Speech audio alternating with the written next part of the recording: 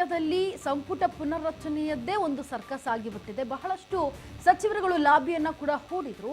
ಆದರೆ ಫೈನಲ್ ಮಾಡಬೇಕು ಲಿಸ್ಟ್ ಅನ್ನ ಅಂತ ಹೋದಾಗ ಹೈಕಮಾಂಡ್ ಕೂಡ ಗರಂ ಆಗಿತ್ತು. ಇದರಲ್ಲಿ ಬರೀ ಹಳೆ ಸಚಿವರಿದ್ದಾರೆ ಅಂತ ಹೇಳಿ, ಹಾಗಾಗಿ ಹೊಸಬರಿಗೂ ಅವಕಾಶ ಕೊಡಬೇಕು ಅಂತ ಹೇಳಿತ್ತು.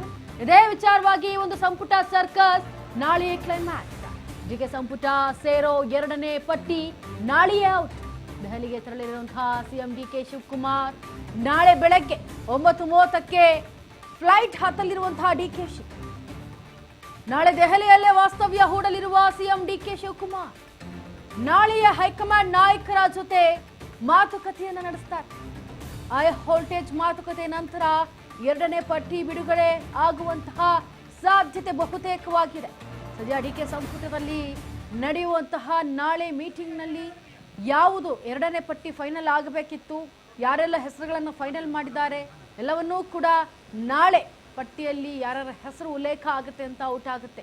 ಸದ್ಯ ಹೈಕಮಾಂಡ್ ಅನ್ನ ಭೇಟಿ ಆಗೋದಕ್ಕೆ ಡಿಕೆ ಶಿವಕುಮಾರ್ ಕೂಡ ಒಂದ್ ಕಡೆ ರೆಡಿ ಆಗಿದ್ದಾರೆ. ನಾಳೆ ಬೆಳಗ್ಗೆ 9:30ಕ್ಕೆ ಡಿಕೆಶಿ ಅವರು ಫ್ಲೈಟ್ ಹತ್ತಲಿದ್ದಾರೆ. ಜೊತೆಗೆ ದೆಹಲಿಯಲ್ಲೇ ವಾಸ್ತವ್ಯವನ್ನ ಹೂಡಲಿದ್ದಾರೆ ಸಿಎಂ ಡಿಕೆ ಶಿವಕುಮಾರ್.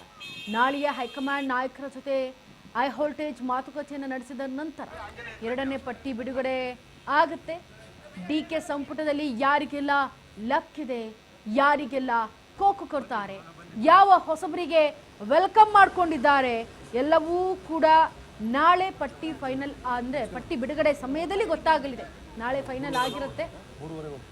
ಫೈನಲಿ ಎಲ್ಲರೂ ಕೂಡ ಕಾಯ್ತಾ ಇರುವಂತಹ ಆ ಒಂದು ದಿನ ನಾಳೆ ಬಂದೇ ಬಿಡ್ತು. ಹಾಗಾಗಿ ಸಚಿವ ಸಂಪುಟ ಪುನರ್ರಚನೆಗೆ ಸಂಬಂಧಪಟ್ಟಂತೆ 2ನೇ ಲಿಸ್ಟ್ನಲ್ಲಿ ಯಾರ್ಯಾರೆಲ್ಲ ಹೆಸರು ಕೇಳಿ ಬರಲಿದೆ ಅನ್ನೋದನ್ನ ಕಾದು ನೋಡಬೇಕಾಗತ್ತೆ.